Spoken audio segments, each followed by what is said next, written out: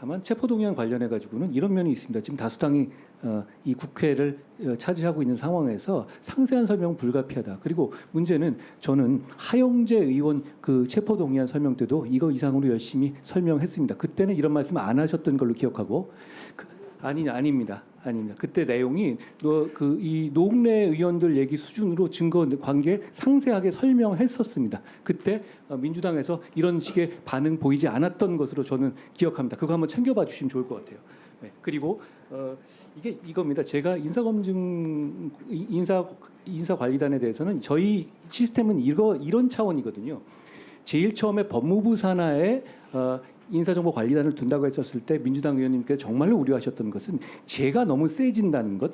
한마디로 말해서 모든 사람들이 제 눈치를 볼 수도 있고 제가 사찰을 할 수도 있고 뭐 그런 차원의 문제 제기가 많았습니다. 그렇기 때문에 작년 12월에도 그런 요구를 하셨던 것이고요. 저도 사실 그런 부분이 이게 문제될 수 있다고 생각했고요. 그런 차원에서 저희가 이 시스템을 운영하는 데 있어서는 객관적인 자료 수집은 여기서 하되 그리고 판단 기능을 철저히 분리해서 법무부 장관이 추천이나 비토의 권한을 행사해서 나올 수 있는 어떤 그 인사에 관한 전횡이라든가 권한 남용의 소지를 없애야 한다는 점에서 이 시스템이 시작한 것이라는 말씀을 드립니다. 그거는 바뀐 게 아니고 작년에 시작할 때부터 그랬다는 말씀을 드립니다. 그러니까 이 문제는 입장 바꿔 생각해 보시면 제 입장에서는 어떤 권한이나 힘쓰는 자리가 전혀 아닌 면이 있는 것이죠. 그렇지만 이 문제에서 제가 건건이 어떤 내용에 관여하거나 그러니까 지금 상황은 어떠냐면 객관적인 기계적인 자료 수집을 하는 상황에서 이거는 어떤 직위의 용도로 나오는 건지는 알지 못한 상태에서 실무진들이 하는 겁니다.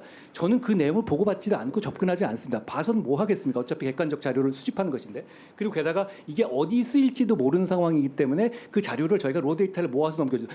이점은 뭐냐면 과거에는 민정수석실에서 이 자료 수집과 판단 기능을 서로 같이 독점하고 있는 상황에서는 서로 간에 이건 아는 이쪽에서는 아는 거를 이쪽에서는 그 뭉개기 어렵잖아요. 지금 같은 구조에서는 그런 어떤 견제라든가 이런 균형이 없었다는 것이죠. 그러면 진전이라는 말씀을 드린 것이고 그리고 저희가 과거보다는 투명해진 점은 이런 겁니다. 이게 인사 검증 내용은 본인이 동의하는 자료를 보는 것이지 않습니까? 그러니까 본인의 동의 조건은 이겁니다. 인사 검증할 때 인사 검증 자료로만 쓰고 공개하지 않는다는 걸 조건으로 받는 겁니다.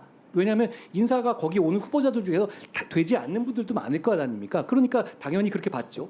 그런데 문제는 이 검증 내용에 대해서 검증에 관여한 사람들이 어떤 그 의원이나 이런 질문을 받아서 공개하기 시작한다면 이건 정상적인 인사 업무가 이루어지기가 어렵고 둘째는 민감한 개인정보를 노출하게 됩니다. 이건 앞으로도 이렇게 돼가지고 인사를 할 수 없는 거죠. 그러니까 과거의 역대 정부도 이렇게 하나도 안 했던 겁니다. 과거와 달라진 점은 과거에는 민정수석이 국회에 출석도 안 했습니다. 그러니까 어떤 시스템, 어떤 프로토콜 그리고 이걸 알았냐 몰라 물론 거기에 대해서 제가 시원스럽게 답드리지 못하는 한계는 당연히 있습니다만 이게 이렇다는 점에 대해서 저는 성실하게 나름대로 제가 한계를 가지나 해서 답변들을 노력하고 있다는 겁니다. 이게 왜 진전이 아니겠습니까? 저는 그렇게 생각합니다. 그리고 그 문제를 말씀하신 책임이라든가 이런 거 책임감을 느끼고 일을 하겠다는 말씀 분명히 드립니다. 다만 이 범위를 넓혀서 예를 들어서 제가 어떤 인사가 맞냐 아니냐에 대해서까지도 제가 그 의견을 내고 추천이나 비토까지 하게 된다면 이 권한 자체가 인사정보관리단의 그 권한 자체가 대단히 비대해질 것이고 오히려 좀 부작용이 클 거라고 봅니다. 그렇기 때문에 지금 시스템이 적정하다고 생각하는 겁니다.